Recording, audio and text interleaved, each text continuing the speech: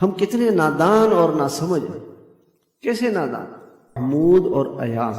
تو ایاز جو تھا وہ غلام تھا، محمود اس کا بڑا خیال رکھتا. ایک دن وزیروں نے کہا کہ جی یہ دیکھیں آپ غلام ہیں، آپ اس کا خیال رکھتے ہیں، یہ کیا مسئلہ ہے؟ ٹھیک ہے. انہوں نے کیا کیا کہ اپنے دربار کو سجایا، ہیرے سارے وزیروں کو بلایا، دربار میں سونا چاندی ہیرے جواہرات رکھ دیے اور اعلان کیا جو جس پہ ہاتھ رکھے گا اس کا ہو. سارے وزیر دوڑے، کسی نے ہیرا سونا چاندی موتی اس پہ قبضہ کر لیا اور ایاز کھڑا رہا بادشاہ کے پاس.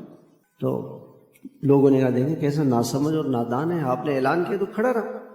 کہا ایاز آپ کیوں نہیں گئے؟ کہا اعلان دوبارہ کریں. بھائی دوبارہ اعلان یہ ہے جو جس پہ ہاتھ رکھے گا اس کا ہو. فوراً بادشاہ پہ ہاتھ رکھے، بادشاہ میں رہے. تو بادشاہ نے کہا دیکھو اس میں اور تم میں کتنا فرق ہے.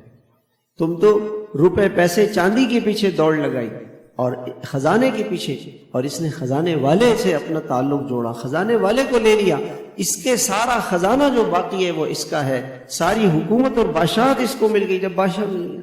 کائنات کے پیچھے دوڑے چلے جا رہے ہیں، روپے پیسے سونا چاندی کے پیچھے، جھوٹ دھوکہ سود قتل اور دوسرے مسلمان کو تنگ کرنا ستانا، دنیا کی شہرت محبت، اس میں ایسے بھول گئے اللہ کو بھول گئے. ففروا الی اللہ، اللہ کی طرف دوڑ لگا. وسارعوا الی مغفرۃ من ربکم، دوڑو. دنیا کا ذکر آیا فامشوا فی مناکبها وکلوا من رزقہ والیہ النشور. چلو پھرو، تھوڑی بہت کوشش کرو. اجملوا فی الطلب وتوکلوا علیہ، دنیا کی طلب میں تھوڑا سا اور اللہ پہ بھروسہ کرو. اور جنت کے بارے میں فرمایا وسارعوا الی مغفرۃ. پھر فرار کسے کہتے ہیں؟ ایک آدمی کے پیچھے سانپ لگ گیا، شیر لگ گیا، کیسے بھاگے گا؟ ساری دنیا کو وہ نہ سونے کو دیکھے گا، نہ چاندی کو دیکھے گا، نہ ہیروں کو دیکھے گا، دوڑتا چلا جائے گا.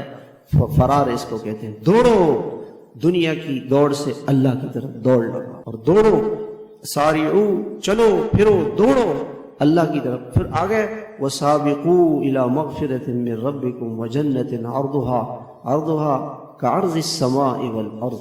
اور ایک دوسرے سے آگے بڑھو، یہ آگے بڑھنے کا میدان.